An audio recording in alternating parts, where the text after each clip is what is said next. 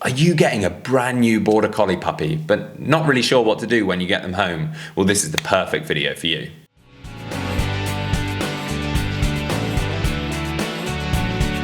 Welcome back to the Fenrir Border Collie Show. My name's Joe and I'm a certified canine leader here at FenrirCanineLeaders.com. We are dedicated to helping you learn everything you could possibly want to know about the Border Collie, and then how to become a high-level canine leader so you can raise your very own. So if you're new here, don't forget to subscribe and turn on that notification bell so you never miss a future upload. Having a Border Collie puppy come into your house is very, very exciting. However, what do you actually do on the day you get them home? Well, today we're going to be tuning into a webinar that the canine behaviorist and founder of FenrirCanineLeaders.com, Will, has recorded all about what to do when you get your puppy home. So over to you, Will. So here we are, guys, back with another quick fire webinar, and today we're going to be talking about the things that you absolutely need to do as soon as you bring your new puppy home. Now, what I've done is I've broken it down into my top 5 tips, and these are applicable whether you've just got a new puppy and you're taking your new puppy home, or maybe you're starting to be interested in getting into a career of working with dogs, and these are the kind of things that you want to be encouraging your clients to be thinking about and starting the second they bring their puppy home. So my first point in the number 5 spot is to get a plan and get a routine. I can't stress that enough. The people that have the most amount of success as quickly as possible are the people that have done the research up front. They put that hard work up front and then they're ready. They know exactly what they're going to do. They've got a routine in place. They've got a time management grid in place. They know what they're going to be working on, when they're going to be working on it, and more importantly, why they're going to be working on those things with the new puppy. If you've done that work up front, the stress levels come down drastically. It allows you to be a more calm, consistent leader, and it allows you to know this is what I'm going to be doing, this is when I'm going to be doing it, and this is why I'm doing that thing, and I've got to trust in the process and the plan that I'm moving forward. Now, there is lots of different plans out there. Of course, I'm going to be very biased to my own Perfect Puppy course. That's the plan that I've created and the one that thousands of my clients have found useful, but you don't have to follow that. If you want to follow another plan that you find more applicable to your style, that's completely okay as well. I just want to recommend get a plan. Now, if you're sat at home and you just picked up your puppy today, it's not ideal, but it's definitely not too late. So right now, use this as motivation. If it wants to be our Perfect Puppy course, there'll be a link down below. If you want to go with a different trainer's course or philosophy, again, just choose a plan that resonates with you, research it, and get ready to put it into place straight away. Catch up on those few hours, maybe those couple of days that you're behind, but get that plan in place, get that routine in place, and you'll be able to get off to an amazing start. Which ties in with my next point, and that is to start from the very first second you meet your new puppy. Now, again, if you're watching this video preemptively and proactively, fantastic, because now you're going to be able to ready to know, right, here we go, I'm ready to start. I've not even met my puppy yet, and I'm ready to get going. If you're watching this again, because you've just got your new puppy, maybe you've had your puppy for a couple of days, the second you finish watching this video, get after it. Find a plan and put it in place. Do not wait until your puppy is 3 months, 6 months, 12 months old before you start really trying to put these things into practice. You have to start from the second you get your new dog. That doesn't just mean doing 5 minutes of training once every other day or going to one training session at a weekend for 1 hour a week. I mean, from now, displaying calm, consistent leadership every second of every day and every interaction you have with your new dog. It's how you live with your dog is far more important than the fraction of the time you spend training your dog. Now, training your dog is important, but manners and socialization and leadership and relationship are equally, if not more important. So start the second you meet your dog, build that trust, let that dog see you as its calm, consistent leader that it can look to for guidance and direction no matter what circumstance or situation it finds itself in, and you will be a fantastic dog owner that has a dog that is just a pleasure to be around. Get after it straight away. Now, if you're looking for something to get started with on day one, toilet training. Again, do not wait, do not be lazy, be disciplined and routined. Again, we cover toilet training at length in my Perfect Puppy course, and we've got loads of videos here on YouTube talking about potty training or toilet training, whatever you call it, from wherever you are in the world. But again, from the second you bring your dog home, get started on toilet training. To give a very quick summary of how we go about toilet training puppies and how we teach our clients to toilet train their puppies, is set an alarm on your phone every hour on the hour. Take your dog out and give them the opportunity to go to the toilet. If they do a number 1 or number 2 when they're outside in the designated spot that you've chosen, lavishly praise and reward them and let them know, excellent job, I really enjoy that. On top of on the hour, every hour, when they've had something to eat, when they've had a drink, or when they've just woke up from a nap, take them outside and give them the opportunity to go for a number 1 or number 2. If you are routine, militant and disciplined, it is very common for people that are willing to put in that level of effort to never have a toilet accident ever with their puppy from the second they bring it home. Set your puppy up for success, be a calm, consistent leader, and don't set them up to fail.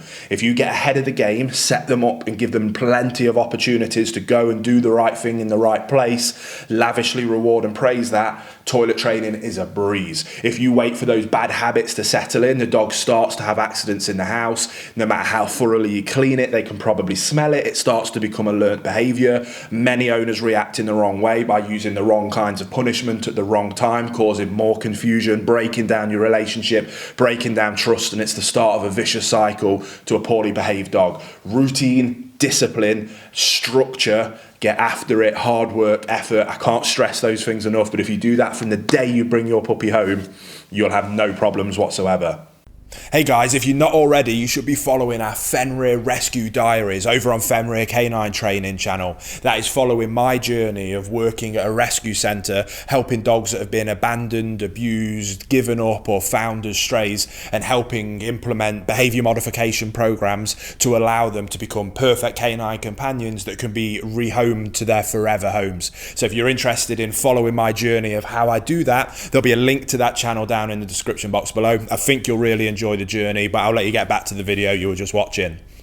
Next, let's talk about boundaries. Again, this is something that you should be talking about with your family before you bring your new puppy home, long before you bring your new puppy home. If you haven't and you found yourself with a new puppy, it's not too late. Start putting boundaries in place now. Now, the thing with boundaries is that they are very subjective, and it's not something that I like to give black and white definitive answers on, because different people want dogs for different reasons. Therefore, they'll have different rules, boundaries, and expectations. Now, for me, there is some mandatory things in terms of, say, obedience. We want a sit, stay, heel, down, recall. And we want to be able to get a dog to sit, stay and break around meal times. For me, that's mandatory. I think all dog owners should do that with their dogs.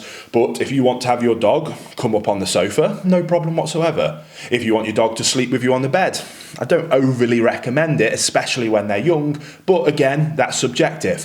What I think you should do is put boundaries in place for absolutely everything that's good in that dog's life, including thresholds. Things that you might not deem to be highly rewarding for a dog, put a boundary in place to be able to stop them gaining free access to those things. What that looks like is if your dog wants its toys, brilliant, don't give him free access to those toys. Remove the toys, put them in a basket and put them up out the way. Now, when he gets access to those toys is when you decide, and ideally, as soon as they've got a sit, stay and break command, you can put them into a sit, stay, put the toy down and then break them and allow them to have it. If you want them to come up on the sofa, they have to sit, stay, and then welcome them up onto the sofa. Before you go out of a doorway to the great outdoors, sit, stay, calmly, patiently. Now I'm going to move through the threshold and welcome you through it as well. Put boundaries in place. Have your dog look up to you for guidance and direction the second you bring it home, and you'll very quickly start to build that relationship. If you can make that habit, that is the key to being a high-level canine leader, that you do these things without even thinking. You ask your dog to look up to you for guidance and direction without even thinking. That'll build that relationship, that'll build that leadership, and that's how you have a perfect canine companion. Which takes us on to my last point, which we've kind of touched on a little bit when I've been waffling in this little webinar, but that is about the importance of a sit, stay, break. I think that that is something that you can start working on from the second you bring your dog home. Now, don't get me wrong, it's quite a complicated routine to have nailed, but it's definitely something that you can start working on. Talking about boundaries and the importance of manners, the importance of having a calm, relaxed dog that's a pleasure to be around, in my opinion, nothing is better for that that goal of having that perfect canine companion and a rock solid sit, stay and break. Now a puppy, the day you bring it home, is capable of learning how to sit down with a basic lure, mark, reinforce based methodology. Very fun, very positive. You can get them to sit. Once you can get a dog to sit, you can then layer up stay really nicely. Then you can start to layer up break. Teaching a dog to break can be quite complicated, but if you're starting that from day one, the quicker you can get it done, the quicker you can start putting that sit, stay, break routine before food, before water, before toys, before access to furniture, before access to going outside, before access to play, before access to cuddles, before access to anything that it finds valuable in its life. If the dog knows that all it has to do is sit down calmly with good manners and wait patiently while you ask it to, looking up to you for guidance and direction and waiting until you give it permission, there is nothing better that you can do for your dog, and you can start that from day one. Like I say, you might not get there in day one, you won't get there in day one, but start from day one. Start as you mean to go on. Implement these things. Get your clients to start implementing this way of thinking, because it's all mindset. The what we do is the easy bit. Why we do it is what separates an okay dog owner from a world-class dog owner. Understand the mindset and you'll be a world-class, high-level canine leader with a perfect canine companion. So I hope you enjoyed that quick-fire breakdown. I really enjoy helping you guys get out there, work with your dogs, help your clients work with their dogs, have some fun in the process, and let's help everybody in the world try and enjoy perfect canine companions the way that they're meant to be enjoyed. There you have it, guys. Some really useful tips and tricks that you can put into practice straight away with your Border Collie puppy when you get them home. I really hope you enjoyed today's video. If so, get involved in the comments down below, as we would love to hear from you. Don't forget to subscribe and turn on that notification bell, as we have 2 dedicated videos coming here every single week. So I can't wait to see you in the next episode of the Fenrir Border Collie Show.